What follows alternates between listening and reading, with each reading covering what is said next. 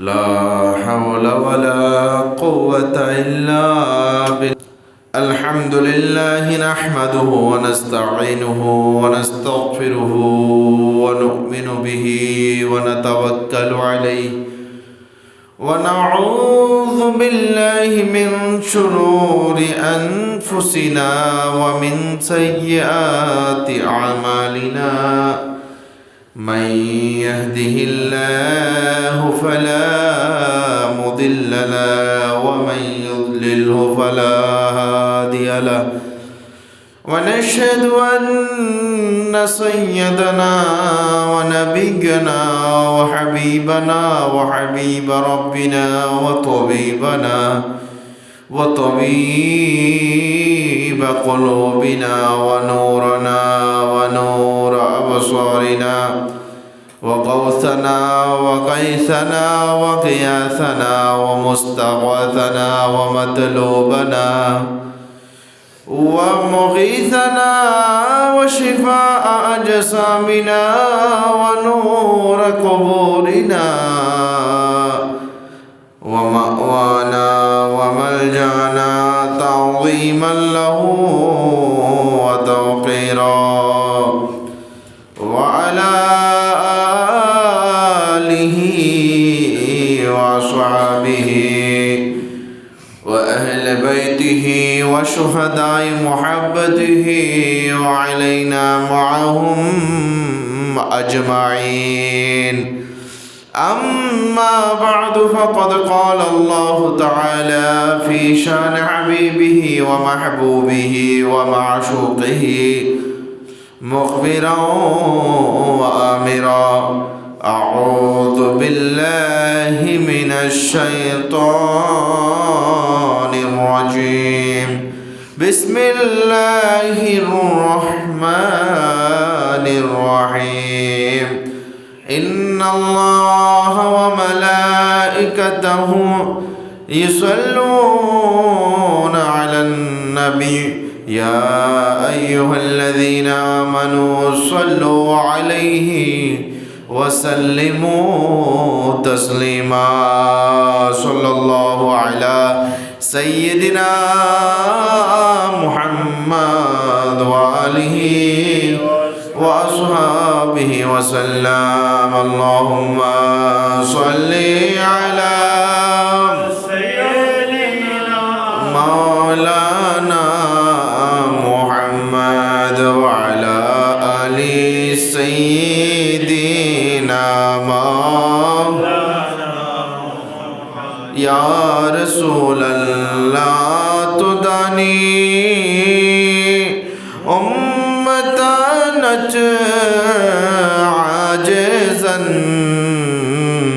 عاجزا रहनुमा वो जुमला रोमा वतुई अल्लाहुम्मा सल्ले अला सय्यदिना मौलाना मुहम्मद वअला आलि सय्यदिना मौलाना।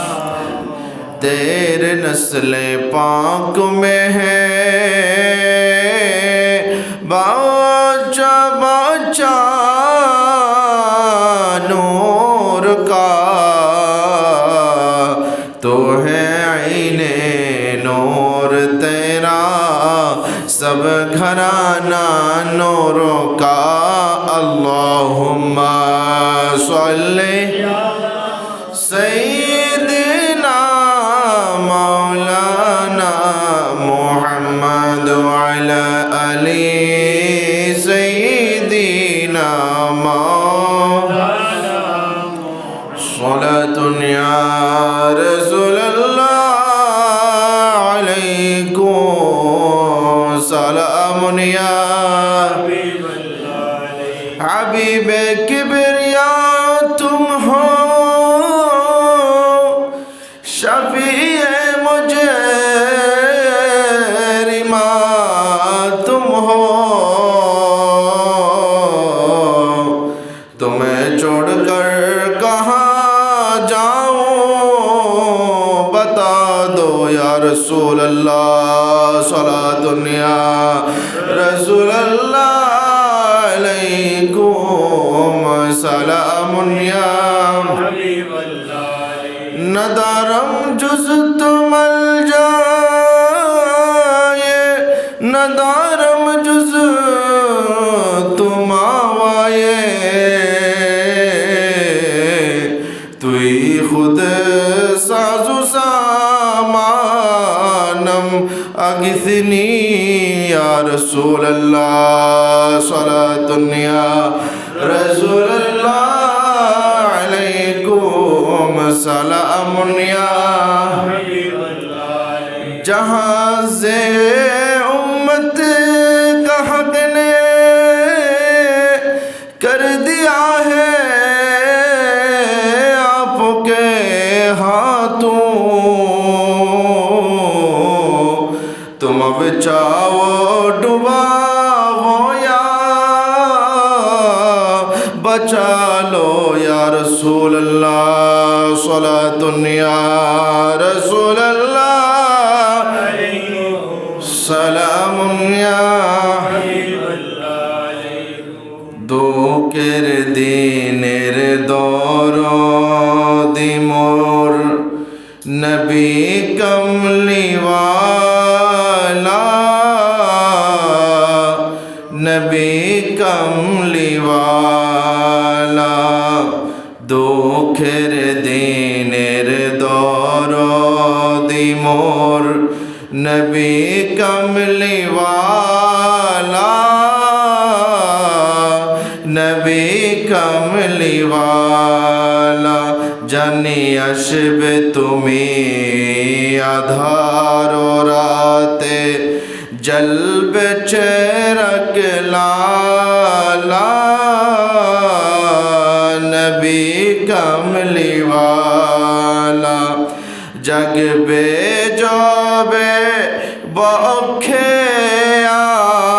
আমার অপার তৃষা সাত সাহারার জানি ধরবে তোলে কণ্ঠে আমার কৌসরের পিয়ালা নবী কমলিওয়ালা জানি ধরবে তোলে কণ্ঠে আমার কৌসরের পিয়ালা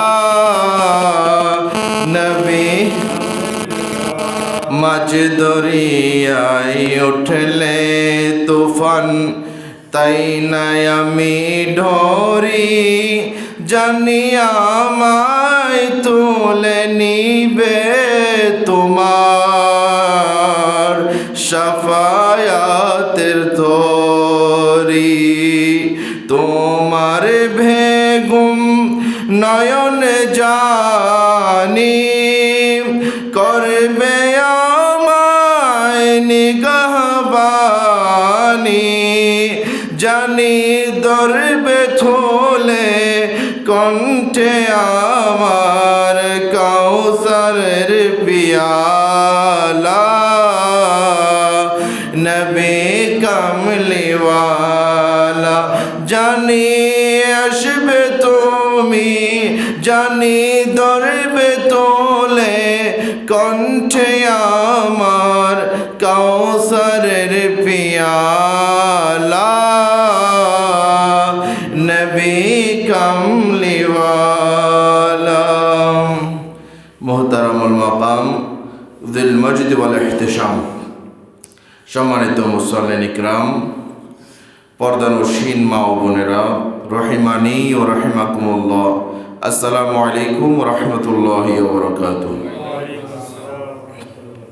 মহামনিব আল্লাহ জাল্লা ওয়া আলার মাজদুহুর আলিশান দরবারে অসংখ্য অগণিত শুকরিয়ার সিজদা আদায় করছি যে মহান রব্বুল আলামিন আহকামুল হাকিমিন আমাদেরকে দয়া করে মায়া করে পবিত্র শাবানুল মুআজ্জম শরীফের সর্বশেষ জুমায় পবিত্র রমজানুল করিমকে সামনে নিয়ে আমাদেরকে আল্লাহর পবিত্র ঘর হযরত ওয়াইসুল করেনি জামে মসজিদে এসে বসে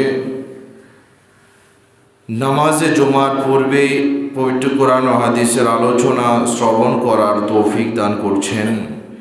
সেই মনিবের দরবারে অন্তরস্থল থেকে মুহাব্বতের আওয়াজে সকলে বলে আলহামদুলিল্লাহ, এবং কোটি কোটি দরুদ সালামের হাদিয়া নজরানা পেশ করছি আকা মৌলা রহমতুল্লিল আলামিন, রাহাতুল আশিকিন, মুরাদুল মুশতাকিন, শামসুল আরিফিন, সিরাজুস সালিকিন, মিসবাহুল মুকররবিন, মুহিব্বুল ফুকরা ওয়াল গুরবা ওয়াল মাসাকিন, সাইয়াহিল মাকা বাঈস কৌন মাকা, সাহিব আলম নশরা, রাজদারে মা আওহা, শাহিদ মা তাকা, রসুল আকরম নূর মুজস্সম, सुल्तान व करीना, साहिब मुअत्तर पसीना, फैज़ गंजीना, शहनशाह नबूवत, आफ़ताब रिसालत, ताजदार ख़त्म नबूवत, जलवाए सुबह अज़ल, नूर ज़ात लम यज़ल, मासूम आमिना, अहमद मुजतबा मुहम्मद मुस्तफ़ा सल्लल्लाहु अलैहि वसल्लम नूर चरणे। सम्मानित उपस्थिति, আমরা সকলে অবগত আছি আমাদের আজকের শেষ জুমা শাবান শরীফের, এবং আমাদের জন্য সামনে এমন একটি মাস, আমরা যে মাসের জন্য অপেক্ষমান, প্রকৃত মুমিন আল্লাহওয়ালা পরহেজগার তাকওয়াবান বান্দাদের জন্য যেটা খুশির আনন্দের মাস, এবং কিছু বান্দাদের জন্য দুঃখের মাস। মুমিন বান্দা, তাকওয়াবান বান্দা যারা ইবাদতের জন্য, আল্লাহর ইবাদতের জন্য যারা চটপট করে, তাদের জন্য এটা মহামূল্যবান একটি মাস, যেটা হচ্ছে রমজানুল করিম। সকলে বলে আলহামদুলিল্লাহ। এই রমজান করিমকে পেয়ে আল্লাহর কিছু বান্দারা সেই রমজান করিমের হক আদায় করবে, এবং এই রমজান শরীফকে গনিমত মনে করবে। আবার কেউ কেউ এই রমজান শরীফ পাওয়ার পরও তারা এই রমজান শরীফের যে বারাকাত, যে ফয়জাত, রহমত, মাগফিরাত, নাজাত থেকেও বঞ্চিত হবে। আজকে সেই রমজান করিমের প্রস্তুতির জন্য, রমজান করিমের বারাকা হাসিল করার জন্য, রমজান করিমের নাজাত প্রাপ্তির জন্য, রহমত, মাগফিরাত, নাজাত যেন আমরা পাই, সেটার প্রস্তুতির জন্য আজকের আলোচনা হবে ইনশাআল্লাহ। আল্লাহ পাক আমাদেরকে সকলকে যা শুনি, যে বয়ান শুনব, সেই বয়ানের বিষয়গুলো যেন আমরা আমলে নিতে পারি, আমরা যেন রমজানের প্রস্তুতি গ্রহণ করতে পারি। সকলকে আল্লাহ পাক তৌফিক দান করুন। সকলে বলে আমিন। পবিত্র কোরআনুল কারীমে আল্লাহ পাক রব্বুল আলামিন ইরশাদ করেন, আউযু বিল্লাহি মিনাশ শাইতানির রাজীম, বিসমিল্লাহির রহমানির রহিম, ইয়া আইয়ুহাল্লাযীনা আমানু কুতিবা আলাইকুমুস সিয়ামু কামা কুতিবা আলাল্লাযীনা মিন ক্বাবলিকুম লাআল্লাকুম তাত্তাকুন। সাদাকাল্লাহু মাওলানাল আযীম ওয়া সাদাকা রাসূলুহুন নাবিয়্যুল হাবিবুল আমিনুল মাকিনুল করিম। উক্ত আয়াতের মধ্যে আল্লাহ পাক ইরশাদ করেন, ইয়া আইয়ুহাল্লাযীনা আমানু, হে ঈমানদার মুমিন বান্দারা, তাকওয়াবান বান্দারা, শোনো, কুতিবা ফরজ করা হয়েছে, আলাইকুম তোমাদের উপর, সিয়াম, সিয়াম মানে রোজা, সিয়ামকে তোমাদের উপর ফরজ করা হয়েছে, কামা কুতিবা যেভাবে ফরজ করা হয়েছে, মিন ক্বাবলিকুম তোমাদের পূর্ববর্তী যে সমস্ত আম্বিয়া আলাইহিমুস সালাম এসেছেন, প্রত্যেক নবীর উম্মতের জন্য বিশেষ নিয়মে রোজা ফরজ ছিল, ঠিক তেমনিভাবে তোমাদের উপরও রোজা ফরজ করা হয়েছে। সুবহানাল্লাহ। কিছু কিছু ইবাদত এমন আছে যেগুলো পূর্বের উম্মতের জন্য ফরজ জায়েজ করত, আমাদের সরকার আমাদের নবীর উম্মতের জন্য যেটা ফরজ ছিল না। কিন্তু রমাদানুল করিম রোজা এটা এমন একটি ইবাদত, যে ইবাদতটুকুন আল্লাহ পাক শুধু আমাদের উপর নয়, বিশেষ বিশেষ নিয়মে প্রত্যেকটা বান্দার উপর আল্লাহ, প্রত্যেক নবীর উম্মতের জন্য আল্লাহ ফরজ করেছেন। সুবহানাল্লাহ। কেন? এটার মর্মার্থ কি, কারণ কি, এটার হিকমত? এটার হিকমত হলো ইবাদতগুলির মধ্যে রমজান শরীফের একটা আমলের সাথে আল্লাহর একটা গুণের সাথে একটু সম্পর্ক পাওয়া যায়। যেমন রমজান শরীফের মধ্যে আমরা সাহারি গ্রহণ করার পর থেকে সুবহ সাদিক থেকে সূর্যাস্ত পর্যন্ত আমরা কোনো কিছুই পানাহার কোনো কিছুই আমরা ভক্ষণ করি না, অর্থাৎ আমরা খাই না। আল্লাহর একটা গুণ হলো আল্লাহ পাক, আল্লাহর জাত, লা তাখুযুহু সিনাতুন ওয়ালা নাওম। আল্লাহ পাক ঘুমানো না, তন্দ্রাও যান না, নিদ্রাও যান না, খাওয়ার পানাহার সব কিছু থেকে আল্লাহ মুক্ত। সুবহানাল্লাহ। তাহলে আল্লাহর একটা গুণ হচ্ছে না খাওয়া। ওই গুণ বান্দাকে যে ফরজ করা হয়েছে রোজা, ওই রোজার মধ্যে আমরা দেখি একটা নির্ধারিত সময়ে, তাও কোনো মানুষকে সন্তুষ্টির জন্য নয়, একমাত্র আল্লাহ জাতকে ভয় পেয়ে আল্লাহকে সন্তুষ্টি করার জন্য বান্দা যে রোজা রাখে, ওই রোজাও আল্লাহর ওই গুণের সাথে মিলে যাওয়ার কারণে আল্লাহ পাক প্রত্যেকটা নবীর উম্মতের জন্য এটা ফরজ করেছে। সুবহানাল্লাহ। আদম আলাইহিস সালামের উম্মতের জন্য 3টা রোজা ফরজ ছিল, যেগুলোকে আমরা বলি আইয়ামে বিজ। প্রতি চন্দ্র মাসের 13, 14, 15 এই 3টা রোজা খুবই মূল্যবান, মহিমান্বিত, গুরুত্বপূর্ণ। সরকার দো আলম নূরে মুজাসসাম সাল্লাল্লাহু আলাইহি সাল্লাম আমাদের নবীও এই রোজাগুলো রাখতেন। এই রোজার সূচনা হয়েছে হযরত আদম আলাইহিস সালামের জমানা থেকে, যখন আল্লাহ পাক রব্বুল আলামিন জান্নাত থেকে আল্লাহর হিকমতের মনসা বাস্তবায়নের জন্য আদম আলাইহিস সালামকে দুনিয়াতে প্রেরণ করলেন জান্নাত থেকে। তো আদম আলাইহিস সালাম জান্নাতের যে পরিবেশ, এই পরিবেশের সাথে দুনিয়ার পরিবেশ আকাশ পাতাল কি আছে, বেশ কম আছে। যেমন আমাদের বাংলাদেশের তুলনামূলক অন্যান্য দেশের তুলনায় যে বায়ু দূষণ এগুলো বেশি, সব বিভিন্ন ধুলাবালি, বিশ্বের সবচাইতে আপনার দূষিত অঞ্চল জেলা থেকে পুরা বিশ্বের মধ্যে আমাদের ঢাকাও স্থান পেয়েছে, এত দূষিত।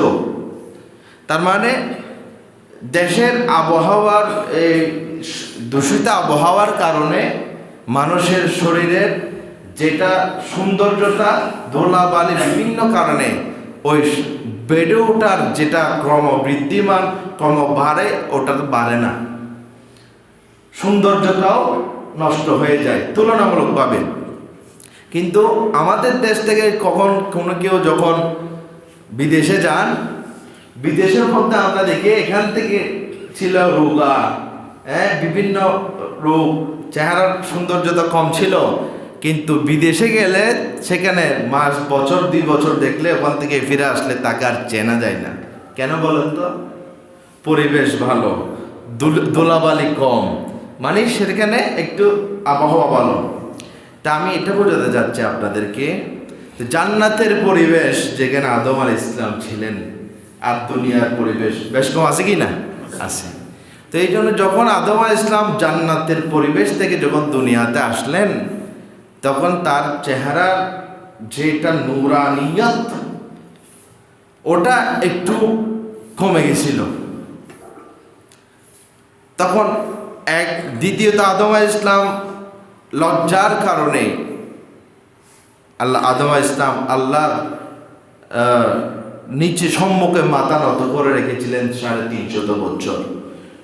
350 বছর পরে যখন লা ইলাহা ইল্লাল্লাহ মুহাম্মাদুর রাসূলুল্লাহ, যেটা আরশের পায়ার মধ্যে লিখিত আছে এখনো, ওই আরশের পায়ার ওই লা ইলাহা ইল্লাল্লাহ মুহাম্মাদুর রাসূলুল্লাহ ওই কালিমার দোহাই দিয়ে, এবং ওখানে যে মুহাম্মাদুর রাসূলুল্লাহ আল্লাহর প্যারা মাহবুব নবীর নাম আছে, ওই নামের উসিলায় যখন আল্লাহর দরবারে দোয়া করলেন, তখন আদম আলাইহিস সালামের সাথে আল্লাহ তাআলা কথা বলা শুরু করে দিলেন। সুবহানাল্লাহ। এরপরে আদম আলাইহিস সালামের যে ওই নূরানিয়ত ওটা আবার ফিরিয়ে আনার জন্য আদম আলাইহিস সালাম 3টা রোজা রাখেন আল্লাহর নির্দেশে। কয়টা? 3টা। একটা হচ্ছে 13 তারিখ চন্দ্র মাসের আইয়ামে বীজের যে 3 রোজা, 13, 14, 15। যখন তিনি 13 তারিখ রোজা রাখলেন, শরীরের 1/3 ওটার নূরানিয়ত আবার বেড়ে গেল। এরপরে আবার একটা 14 তারিখ রাখলেন, আরেকটু আর 1/2 পুরা নূরানি হয়ে গেল। 3টা যখন রোজা রাখলেন, তিনি আগের মতোই হয়ে গেলেন। সুবহানাল্লাহ। এই 3টা রোজা তোমার আদম আলাইহিস সালামের উপর ফরজ ছিল। হযরত নূহ আলাইহিস সালাম বছরব্যাপী রোজা রাখতেন, এটাকে বলে সওমের দাহার। তিনি তার একটা বৈশিষ্ট্য ছিল, তিনি রোজা বেশি রাখতেন, পুরা বছরে তিনি রোজা রাখতেন। এরপরে হযরত দাউদ আলাইহিস সালামের রোজার সিস্টেম ছিল, একদিন রোজা রাখতেন, একদিন রোজা রাখতেন না। এটাকে আল্লাহ তাআলা বেশি পছন্দ করতেন। আল্লাহর হাবিব সাল্লাল্লাহু আলাইহি ওয়াসাল্লাম সাহাবায়ে কিরামকেও নির্দেশ দিতেন, তোমরা কেউ যদি রোজা রাখতে চাও, নফল রোজা, তাহলে তোমরা একদিন রাখবা, আরেকদিন রাখবে না। এটাই আল্লাহর কাছে বেশি প্রিয়। সুবহানাল্লাহ। এটাকে বলে সওমে দাউদ। একটা হচ্ছে সওমে দাহার, যেটা নূহ আলাইহিস সালামের, আর একটা হচ্ছে সওমে দাউদ। আর এর আগে হযরতে আদম আলাইহিস সালাম আইয়ামে বীজ। আচ্ছা, এরপর হযরতে মূসা আলাইহিস সালাম এর জমানায় ইয়াউমে আশুরার দিন, যে দিন ফেরাউনের অত্যাচার, জুলুম, নিপীড়ন অত্যাচার থেকে বনি ইসরায়েলকে আল্লাহ নাজাত দিয়েছিলেন। ওই দিন ফেরাউন থেকে নাজাত পাওয়ার কারণে বনি ইসরায়েলরা সম্মানার্থে রোজা রাখত। সুবহানাল্লাহ। তখন আল্লাহর হাবিব যখন সাল্লাল্লাহু আলাইহি ওয়াসাল্লাম মদিনায় পাকে তশরিফ আনলেন, দেখতে লাগলেন ইয়াউমে আশুরার দিন, অর্থাৎ মুহররমের 10 তারিখ ইহুদিরা রোজা রাখছিল। তখন আল্লাহর হাবিব জিজ্ঞেস করলেন, তোমরা কেন রোজা রাখছো? বলে, হুজুর, এই দিন আমাদের জন্য একটা সম্মানিত দিন।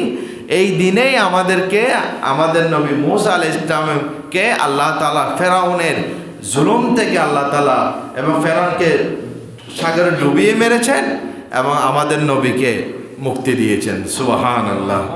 এই জন্য আমরা রোজা রাখি। তাহলে দেখেন, প্রত্যেকটা নবীর যুগে রোজা কি ছিল? ফরজ ছিল। কিন্তু এই যে নবী আম্বিয়া আলাইহিস সালামের আমি জিকির করলাম, আমাদের যে রোজার সিস্টেম, ওটার সাথে কি মিল আছে? নেই। তো আমাদের এই রোজা, যে রোজা আমরা এখন পালন করি, এই রোজার পূর্বে আমাদের উপর আশুরার দিন রোজা কি ছিল? ফরজ ছিল। এই রোজাটা রাখতেন আল্লাহর হাবিব সাল্লাল্লাহু আলাইহি ওয়াসাল্লাম, এটা ফরজ ছিল। তখন যখন আল্লাহর অর্ডার হলো, হুকুম হলো রোজার বিষয়, রোজা রাখার বিষয়, তখন সাহাবায়ে কিরাম রোজা রাখতেছিলেন। কিন্তু সাহাবায়ে কিরামের রোজার ধরন কেমন ছিল? রোজা রাখতেন তারা সারাদিন কাজকর্ম করে সাহারি ছিল না, তখন সাহারির কোনো কি ছিল না, সিস্টেম ছিল না। মাগরিবের পরপরই ইফতার করার সুযোগ ছিল। কেউ যদি ইফতার না করে ঘুমিয়ে যেত, তাহলে তখন ঘুম থেকে উঠে আর কোনো পানাহার ইফতার খাওয়ার কোনো সুযোগ ছিল না। এটাই ছিল রোজার সিস্টেম। হযরতে সাঈদ বিন সুরমা রাদিয়াল্লাহু তাআলা আল্লাহর প্যারা মাহবুব নবীর সাহাবী, তিনিও সারাদিন খাটুনি করে রোজা অবস্থায় মাগরিবের সময় যখন ঘরে প্রবেশ করলেন, বিবিকে বললেন যে আমাকে ইফতারের জন্য কিছু খাবার দাও। তখন বিবি বললেন আমার থেকে তো এখন ঘরে কোনো খাবার নেই, আচ্ছা আমি বের হই, কিছু খাবার পাই কিনা দেখি, আমি আপনার জন্য আনতেছি। সারাদিন কঠোর পরিশ্রম করে ওই স্বামী যখন ঘরে প্রবেশ করে খাবার পেলেন না, শরীর দুর্বল, একটু শুলেন, বিশ্রাম নিতে গিয়ে তার ঘুম চলে আসলো।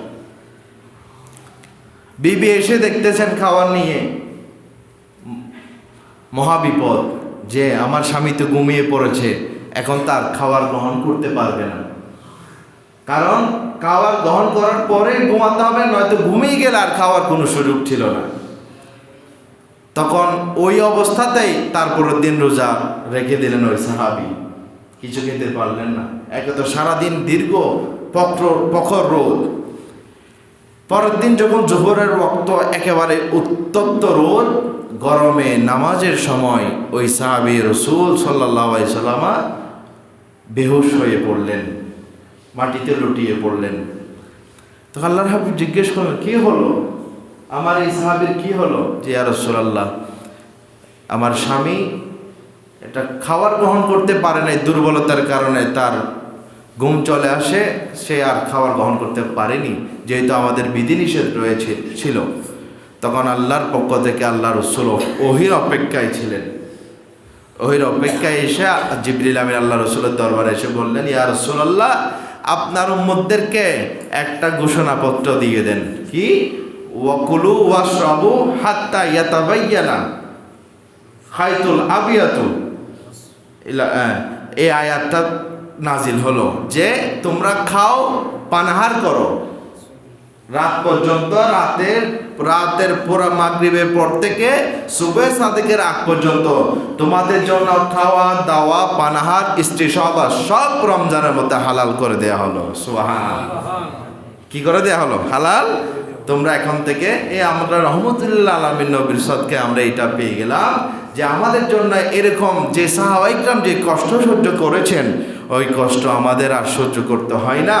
আমরা সামান্য সময় এই সুবহে সাদেক, তাও সাহারি করতে আল্লাহ রাসূলের নির্দেশ, তাসাহহারু ফাইন্না ফিস সাহরে বারাকাতান, যে আল্লাহর হাবিব সাল্লাল্লাহু আলাইহি ওয়াসাল্লাম ইরশাদ করেন যে তোমরা সাহারি করবা, কারণ ইহুদি এবং মুসলমানদের মধ্যে পার্থক্য হলো সেহরি করা না করা। ইহুদিরা রোজা রাখতো, সেহরি করতো না, আর তোমরা আমার উম্মত, তোমরা প্রত্যেকে কি করবা? সাহারি করবে, এটা সুন্নাত। এই সাহারি করলে তোমরা তারপরের দিন শক্তি পাবা ইবাদত বন্দেগী করার, এই জন্য তোমরা সাহারি করবা। এখন যখন এটা ফরজ হয়ে গেল, সাহাবায়ে কিরাম রোজা রাখা শুরু করে দিলেন। এটা আমরা নিয়ামতে পেলাম। তো আমি যে আয়াতের কথা বলছিলাম, যে আল্লাহর হাবিব আল্লাহর পক্ষ থেকে যে ওহী নাজিল, কুতিবা আলাইকুমুস সিয়াম, রোজা ফরজ হয়েছে, কিন্তু রোজার যেই আমি যেটা বলেছিলাম বরকত, এই বরকত থেকে আমরা অনেকেই খালি হয়ে যাব। আল্লাহর কাছে পানা চাই যেন আমরা সকলেই যেন রোজার পরিপূর্ণ বরকত আমরা যেন অর্জন করতে পারি। আল্লাহ পাক তৌফিক দান করুন, সবাই বলি আমিন।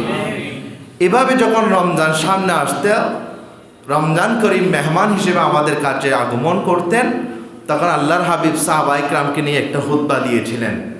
সেই খুতবাটা আজকে আপনাদেরকে শোনাবো। আন সালমান রাদিয়াল্লাহু তাআলা আনহু কল খতাবানা রাসূলুল্লাহ সাল্লাল্লাহু আলাইহি ওয়াসাল্লাম ফি আখির ইয়াউম মিন শাবান। হযরতে সালমান রাদিয়াল্লাহু তাআলা আনহু থেকে বর্ণিত, তিনি বলেন আল্লাহর হাবিব শাবানের শেষ দিন অর্থাৎ রমজান শরীফকে সামনে রেখে আল্লাহর হাবিব আমাদেরকে একটি গুরুত্বপূর্ণ নসিহত দিতে লাগলেন। সুবহানাল্লাহ।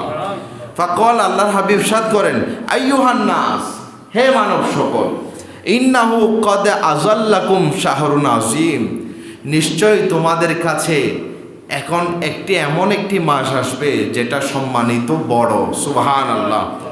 ফিহি লাইলাতুন খায়রুম মিন আলফি শাহর, বলে ওই মাসের মধ্যে এমন একটি রাত আছে যেটা 1000 মাসের চেয়ে উত্তম। সুবহানাল্লাহ। মিন আলফি শাহর জাআলাল্লাহু সিয়ামাহু ফরিদাতান, আল্লাহ তাআলা এই মাসে রোজা রাখা মানে রমজান শরীফে রোজা রাখাকে ফরজ করে দিয়েছেন।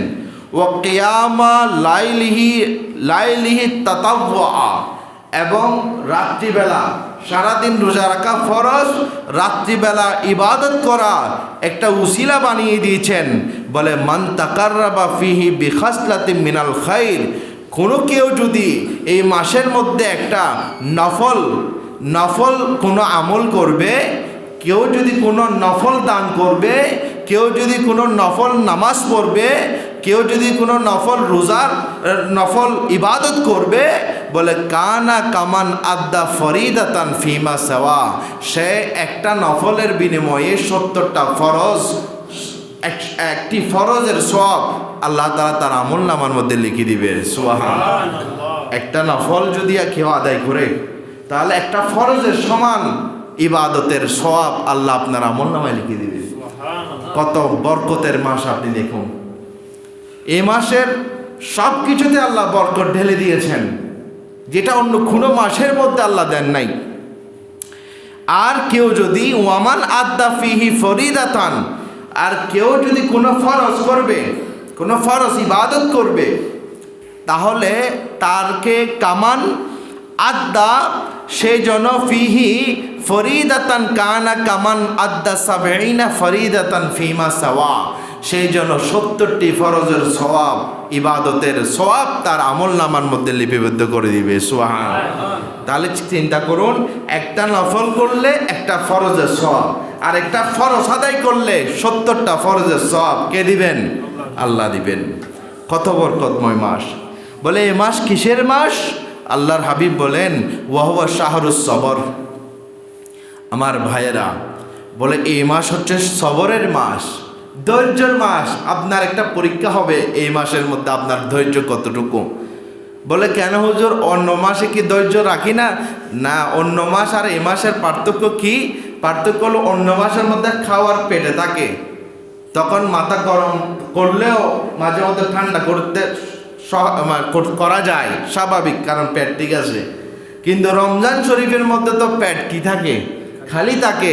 ওই সময় একটু রাগ কেউ যদি জোলাই দেয়, রাগ তুলে দেয়, তাহলে সে আরও চিল্লাইতে থাকে। এই সময় যদি সবর করতে পারেন, আল্লাহু আকবার, আপনাকে এমন প্রতিদান আল্লাহ তাআলা দিবেন। রোজার মমার্থ আমরা হাসিল করতে পারবো। রোজার পরিপূর্ণ বরকত যদি হাসিল করতে চাই, আমাদেরকে সবর কি ধরতে হবে? সবর। কেমন সবর? কারোর সাথে বিবাদ করা যাবে না। কেউ মেরেছে আপনাকে, আল্লাহর হাবিব শিখিয়ে দিয়েছেন, বলবা কি? বলে আনা সায়েম, আমি রোজাদার, তোমার সাথে ঝগড়া করার আমার সুযোগ নাই। এটা বলে দিতে হবে। এটা শাহরুস সবর। কেউ গালিগালাজ করছে, আপনি বলুন আমি সবর, আমার জবানকে আমি নাপাক করতে পারি না তোমার একটা গালির কারণে। হ্যাঁ, তুমি আমার 14 গোষ্ঠী উদ্ধার করেছ, কিন্তু আমার রোজা তোমার এটার চেয়ে আমার 1000 গুণ দামি। এই রোজাকে আমি নষ্ট করতে চাই না, সুতরাং আমি সবর ধরলাম আল্লাহকে রাজি করার জন্য। সুবহান। রোজার বরকতের জন্য এই কথাগুলো বলছে। যারা বরকত চান তারা এই সবরটা ধরতে হবে। ঘরের মধ্যে পেটে ক্ষুধা, বিভিন্ন সময় অনেক কিছু পাবেন না হাতের নাগালে, সব কিছু তো ঠিক মতো নাও পেতে পারেন। আপনি স্ত্রীর সাথে ঝগড়া লাগাই দিতে পারবেন না, এটা আপনার থেকে সবর ধরতে হবে। হ্যাঁ, এটা নাই কেন, ওটা নাই কেন। ইফতারিতে বসে কি অনেকে ইফতারের মধ্যেই থালা বাসন উল্টা পাল্টা ফেলে নষ্ট করে ফেলে, বউর সাথে ঝগড়া করা যাবে না। না হলে করলে রোজার আপনি বরকত থেকে বঞ্চিত হয়ে গেলেন। কেন? যেহেতু এই রোজার একটা নাম হচ্ছে সবরের মাস। কিসের মাস? সবরের মাস। জবানকে হেফাজত করতে হবে, অশ্লীল ভাষা বলাই যাবে না।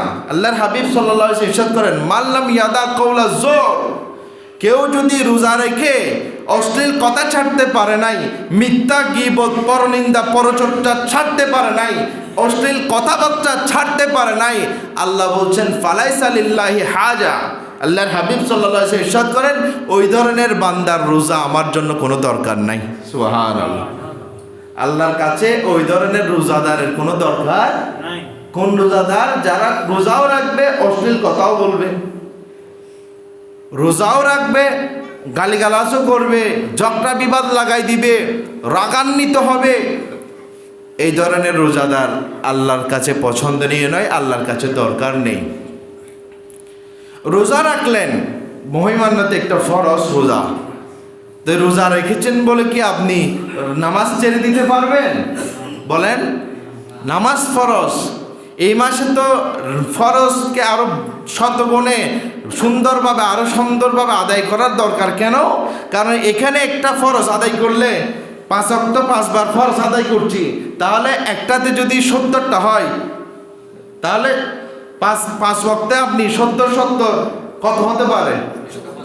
35, 350টা ফরজ আপনি একদিনে পাচ্ছেন। সুবহানাল্লাহ। তো চিন্তা করে দেখেন, তাহলে এই রোজার মতো করতে না পারলে আমার কোনো দরকার নাই তো। আবার দেখবেন এই রমজান শরীফে কিছু মুসলমানের সন্তান হোটেলের নাম লিখে দিছে, বলে একটা পর্দা দিয়ে দিবে, ভিতরে কি আছে? খাওয়ার ব্যবস্থা আছে। এগুলো করবেন না। যারা আয়োজক তারাও গুনাহগার হবে, এই দোকান যেই দিবেন। কারণ কি? কারণ এটা আপনি একটা তাকে গুনার জন্য প্রশ্রয় দিয়ে দিচ্ছেন। হিন্দুরা পর্যন্ত মুসলমানদের রোজাকে সম্মান দেয়। এক হিন্দু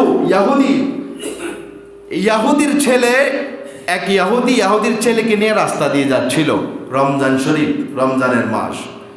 ওই বাচ্চাটার হাতে একটা খাবার ছিল, ওই ছেলেটা খাবারটা খাওয়া শুরু করলো, সামনে মুসলমান হেঁটে যাচ্ছে। ওই হিন্দু এমন একটা ছোঁয়ার মারল, কাকে? তার সন্তানকে। মারার পর হিন্দু না, ইয়াহুদি ছোঁয়ার মেরে বাচ্চাটা কান্না করছে। বলে আমাকে কেন মেরেছো আব্বু? বলে তুমি জানো না মুসলমানদের রোজা, এখানে মুসলমানরা হেঁটে যাচ্ছে, তুমি তাদের সামনে খাবার গ্রহণ করছো? বলছে আব্বু তুমি তো খাও, তুমি তো খাও। বলে বাবা আমি তো খাই ঘরের মধ্যে খাই, কিন্তু বাইরে তো মুসলমানদেরকে দেখিয়ে খাই না, তুমি তো সবার সামনে খেয়েছো, এরা মনে কষ্ট পাবে। এই সম্মানের উসিলায় তার ইন্তেকালের সময় ওই ইয়াহুদির ঈমান নসিব হয়ে গিয়েছিল। সুবহানাল্লাহ। রমজান করিমকে কিসের কারণে? সম্মানের জন্য। আর আমরা মুসলমানের সন্তান হয়ে দোকানের মধ্যে পর্দা দিয়ে দিই, বলছে এখানে খাবারের ব্যবস্থা আছে। আল্লাহ হেফাজত করুক, সবাই বলে আমিন। এটা হচ্ছে সবরের মাস। আপনাদেরকে বলে দিলাম যেহেতু আগামী সপ্তাহে এই সামনেই আমাদের রমজান শরীফ ঢুকে যাচ্ছে।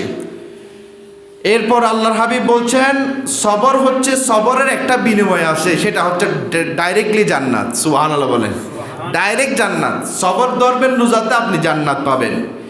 এরপর আল্লাহর হাবিব বলছেন এটা হচ্ছে শাহরুল মুআসা, ভ্রাতৃত্বের মাস। ভাইয়ে ভাইয়ে ঝগড়া বিবাদের মাস নয়, ভাইয়ে ভাইয়ে দেখবেন, এক অপরকে দেখবেন। এটা ভাইয়ে ভাইয়ে ভ্রাতৃত্বের মাস, মোহাব্বত প্রেম প্রীতির মাস। শাহরুন ইয়াজদাদু ফি রিজকিল মুমিন ফিহি, বলছেন এই মাসের মধ্যে মুমিনদের রিজিক তুলনামূলকভাবে অন্য মাসে এমনি তো আল্লাহ দিতেই আছেন। আল্লাহ রাজ্জাক যুল কুওয়াতিল মাতিন, আল্লাহ তো রাজ্জাক, সবাইকে দেন। কিন্তু রমজান করিমে দেখবেন আমার একজন ডেলি কাজ করনেওয়ালা কোনো ভাইও তার ঘরের মধ্যে বরকত বেশি হয় এবং তারা সুন্দরভাবে চলতে পারে। সুবহানাল্লাহ। এটা আল্লাহ তার পক্ষ থেকে নিয়ামত। এরপর বলছেন মান ফাত্তারা ফিহি সাইমান কানা লাহু মাগফিরাতুন লিযুনুবি, কেউ যদি কোনো মুসলমান ভাইকে ইফতার করাবে, সেটা একটা খেজুর দিয়ে হোক, ইফতারটা একটা খেজুর দিয়ে হোক, এক গ্লাস পানি দিয়ে হোক, এক গ্লাস শরবত দিয়ে হোক, সে তার বিনিময়ে আল্লাহ তাআলা তাকে তার সমুদয় গুনাহ মাফ করে দিবেন, একটা গোলাম আযাবের সওয়াব দিবে এবং তাকে সে একটা যে রোজা রাখলো ওই মুসলমান ভাই, ওই রোজার সওয়াব তাকে আল্লাহ পাক আমলনামার মধ্যে দিয়ে দিবে। সুবহানাল্লাহ, আল্লাহু আকবার। তখন সাহাবাইকরাম আলোচনা করলেন, ইয়া রাসূলুল্লাহ লাইসা কুল্লুনা নাজিদু মা ইয়াফতুরুস সায়েম। ইয়া রাসূলুল্লাহ আমরা তো তেমন বেশি পয়সাওয়ালা নয় যে কাউকে ইফতার করাবো। তখন আল্লাহর হাবিব বলছেন, না তোমরা মনে করো যে ইফতার করালে কাউকে ঢের বুড়ি বুড়ি খাবার আনতে হবে, ঢের খাবার আনে ব্যবস্থা করতে হবে। নয় নয়, কেউ যদি এক মুষ্টি যদি এক চনা বুট দেয়, ইফতার বাঙায়, এক গ্লাস এক ডুব দুধ দেয়, একটা খেজুর দেয়, এক নিঃশ্বাস যে কিছু দেয়, আল্লাহর হাবিব বললেন সাকাহুল্লাহু মিন হাউদি শারবাতাল্লাহ ইয়াসমাউ হাত্তা ইয়াদখুলাল জান্নাহ। বলছেন আল্লাহ তাআলা হাউজে কাউসার থেকে কাল কিয়ামতের ময়দানে তাকে এমনভাবে পরিতৃপ্তি করবে, সে কিয়ামতের ময়দানে আর তৃষ্ণার্ত থাকবে না। সুবহানাল্লাহ। আপনি কোনো মুসলমান ভাইকে এক গ্লাস যদি শরবত দিয়ে তাকে তৃপ্তি দিতে পারেন, রোজা ইফতার করতে পারেন, এক গ্লাস শরবত সেই তৃপ্তি দিয়ে যদি একবার আলহামদুলিল্লাহ বলে, তখন সে আর তাকে কিয়ামতের ময়দানে তৃষ্ণার্ত থাকতে হবে না। এরপর বলছেন ওয়ামান আসবা। এরপর আল্লাহর হাবিব বলছেন, এখানে রমজান শরীফকে আল্লাহর হাবিব 3 ভাগে ভাগ করেছেন।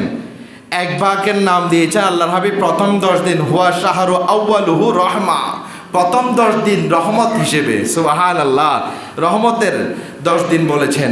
আওসাতুহু মাগফিরা, মধ্যখানের 10 দিনকে নাম দিয়েছেন আল্লাহর হাবিব মাগফিরা। ওয়া আজরুহু মিন ইতকিন নার, এরপর তৃতীয়টার নাম দিয়েছেন নাজাতের 10 দিন, সুবহানাল্লাহ। তাহলে আজকে আমাদের করণীয় কি আমার ভাইরা? আপনাদেরকে আমি আজকে রমজান শরীফের প্রস্তুতি স্বরূপ, সময় আমাদের একেবারে সংক্ষেপ, আপনাদের জন্য আমি 20টি পয়েন্ট নিয়ে এসেছি যে 5 ওয়াক্ত এই রমজান শরীফে আমরা কি কি করব। আমি সংক্ষেপে বলে যাব, আগামী জুমাতে ইনশাআল্লাহ বিশ্লেষণ করে আলোচনা হবে। প্রথমটা হচ্ছে আমরা এই রমজান করিমে 5 ওয়াক্ত নামাজ পাবন্দের সাথে জামাতে আদায় করব। বলেন ইনশাআল্লাহ, পারবেন তো ইনশাআল্লাহ? রোজা রাখছি, ঘুমের মধ্যে যদি রোজা নামাজ চলে যায়, ওই রোজা আল্লাহর কাছে দরকার। আপনি বলতে পারেন হুজুর না রোজা হবে না, রোজা হবে, ফরজ আদায় হবে, রোজা হয়ে যাবে, কিন্তু রোজার যে বরকত, ফয়েজ, রহমত ওটা আপনি পাবেন না, বঞ্চিত হয়ে যাবেন। তাহলে 5 ওয়াক্ত নামাজ আমরা ছাড়বো? নয়, 5 ওয়াক্ত তো দূরের কথা, নামাজ 5 ওয়াক্ত পড়ার সাথে সাথে সকালবেলায় সূর্য উদয়ের পর সালাতুল এশাকের নামাজ পড়বেন, সালাতুল দুহার নামাজ পড়বেন, নফল ইবাদত বেশি সওয়াব। এরপরে মাগরিবের পর 6 রাকাত আওয়াবিনের নামাজ পড়বেন। এরপর কেউ নিয়ত করেন, সাহরির সময় আমরা উঠি কিনা সবাই, উঠে ওযু করার আগে কমপক্ষে 4 রাকাত বা 2 রাকাত তাহাজ্জুদের নামাজ পড়বেন। পারবেন তো ইনশাআল্লাহ? এমনি তো সারা মাস আমরা শেষ রাত্রিতে উঠতে পারি না, যার দরুন ফজরও যায়, নফলও যায়। তাহলে আমরা এবার এই মাসে আমরা রমজানে সাহারির সময় যখন উঠব, উঠেই মুখ দিয়ে আগে খাওয়ার পাতে বসে যাব না সাহারির জন্য, আমরা আগে কি করে ফেলবো? তাহাজ্জুদের নামাজ কমপক্ষে 4 রাকাত বা 2 রাকাত, একেবারে না পারলে 2 রাকাত হলেও আপনাকে আল্লাহর ওয়াস্তে আমি বলছি, এটার ফজিলত কেমন কাল কিয়ামতের ময়দানে বুঝবেন, এখন না বুঝলেও। তাহলে আমরা ইনশাআল্লাহ কি তারাবির সময় অর্থাৎ রমজান শরীফে কি ছাড়বো না? তাহাজ্জুদ রেগুলার 30 দিন যদি তাহাজ্জুদ পড়েন, আপনার মতো বান্দা, নেককার বান্দা কে হতে পারে? সারা বছরের গুনাহ সব চলে যাবে, এটা গ্যারান্টি দিয়েছে আল্লাহর হাবিব, সুবহানাল্লাহ বলেন। এরপর আসেন কোরআন তেলাওয়াত। আমার ভাইরা, এখানে 2 শ্রেণী, যারা কোরআন পারে তারা খতম, আমি একটা হলো খতম দিব, এই নিয়ত করেন। পারলে তো অনেক দিবেন, যেহেতু এই মাসেই কোরআন নাজিল হয়েছে, তাহলে কোরআন খতম একটা হলে খতম দিবেন। 2, যারা পারেন না তারা দরসে বসবেন, ইমাম সাহেবের কাছে আসবে, হুজুর আমাদেরকে একটু কোরআন শেখান, 1 মাস আমাদেরকে আসরের পর একটু পড়ান, হুজুর সময় দিবেন, একটু কোরআন শিখেন। অন্তত 10টা সূরা নামাজের মধ্যে যেগুলো পড়তে হয়, কয়টা সূরা? 10টা সূরাগুলো ক্লিয়ার করেন, হুজুর থেকে মস্ত করেন, এটা ক্লিয়ার করবেন। তারপর দ্বিতীয়ত দান, যেহেতু জাকাত অন্যান্য মাসে দিলে একটা ফরজ সওয়াব পাবেন, এই মাসে জাকাত দিলে 70টা ফরজের সওয়াব পাবে, সুবহানাল্লাহ। তাহলে জাকাত হিসাব করে আত্মীয় স্বজনকে বিলিয়ে দেন, আর কাকে কাকে দিতে পারবেন এটা নিয়ে আগামী জুমায় আলোচনা করব। এরপর গীবত করা যাবে না, চোখ হেফাজত করতে হবে। কানে গীবত শুনবো না, কেউ করলে শুনবেন না, বলে রাখ আমি রোজাদার, তোর কথায় ফালতু কথা শোনার জন্য আমি রোজা বরবাদ করবো না, বাদ। এরপর আত্মীয়তার সম্পর্ক, আত্মীয় স্বজনকে দেখবেন। এরপর হারাম উপার্জন, মোটেও না, ইবাদত কবুল হবে না। তওবা, বেশি বেশি আল্লাহর কাছে তওবা করবেন। এরপর 11 হলো সক্ষমতা থাকলে একজন হলেও রেগুলার একজনকে ইফতার করাবেন। সুযোগ থাকলে রেগুলার একজনকে হলো কি করাবেন, পাশে বসিয়ে বা পাঠিয়ে দিবেন। ধরেন কাউকে আত্মীয় স্বজনকে খেজুরের একটা প্যাকেট দিয়ে দিলেন, তিনি এটা দিয়ে ইফতার করবে, তাহলে তার ইফতারের মাধ্যমে আপনার সওয়াব হবে। তাহলে সুযোগ হলে একজনকে নিয়ে ইফতার করবেন। এরপর নফলের কথা বললাম। ইফতারের পূর্ব মুহূর্ত অনেকে গাফেল থাকে, খাওয়ারের দিকে চাইয়ে তাকাই থাকে, কোনো দোয়া দরুদ কিছু নাই, গরম মাথার মেজাজ হাই ডিগ্রি, এটা করবেন না। আল্লাহর ওয়াস্তে দরুদ পড়বেন, জিকির করবেন, 4 কুল দোয়া দরুদ পড়ে আল্লাহর দরবারে দোয়া করবেন। প্রত্যেক ইফতারের পূর্ব মুহূর্তে কি করবেন, দোয়া করবেন আল্লাহর কাছে, যাই চান। যে দোয়া কবুলের মধ্যে অন্যতম দোয়া কবুল হওয়ার সময় হচ্ছে ইফতারের পূর্বের সময়, সুবহানাল্লাহ। এরপর আপনি সাহারির সময় ঠিকভাবে আদায় করবেন, অর্থাৎ যেন সুবহে সাদিক না হয়। ইফতারের টাইম হলে ইফতার করে ফেলবেন, জবানের হেফাজত করবেন, আর গুনাহ থেকে বাঁচার আপ্রাণ চেষ্টা করবেন। আর পারলে মাসালে শিখবেন, কোরআন শুদ্ধ করে আদায় করবেন, মোবাইলের ব্যবহার একটু কমিয়ে দিবেন। আল্লাহ পাক আমাদের সকলকে কবুল করো, সবাই বলি আমিন। ওয়া আখিরু দাওয়ানা আলহামদুলিল্লাহি রাব্বিল আলামিন। প্রত্যেকের 4 রাকাত ক্বাবলা জুমা আদায় করুন।